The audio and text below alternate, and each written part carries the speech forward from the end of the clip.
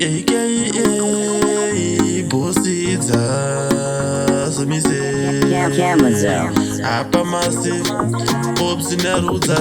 Awase Amise loud and clear Kusandri batenisi Ndiri kushanda ndiri kuemaya Bati namu yakandikara Ndawana basa ndofara Zvomuka mangwana zvese zvakaramba Ababa inzwa ikuchema Kunenerera dzisina nona Panyika pano handifunge ndichapona Namoneni yakarisona-sona Chavanoda ndiite chiseko Avanondiroya madeko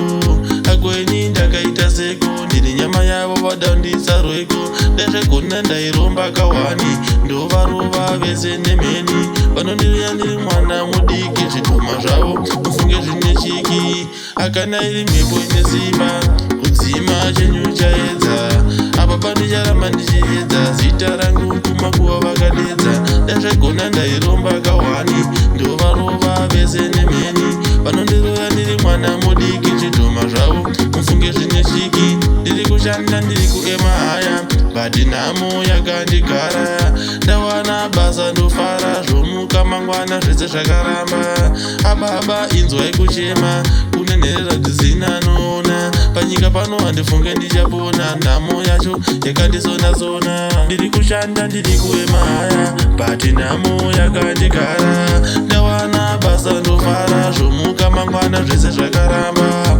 Ababa inzwa ikuchema Kunenerera dzisina nona Panyika pano handifunge ndichapona Namoneni yakandisona-sona Chavanoda ndiite chiseko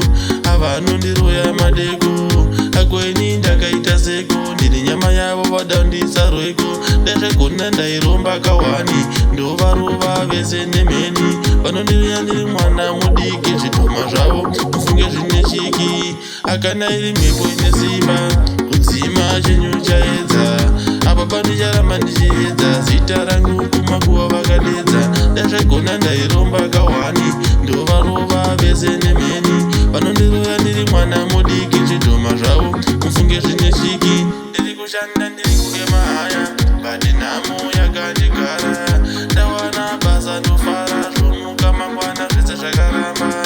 Ababa inzwa ikuchema Kunenerera dzisina nona Panyika pano handifunge ndichapona Nhamo yacho yakandisona-sona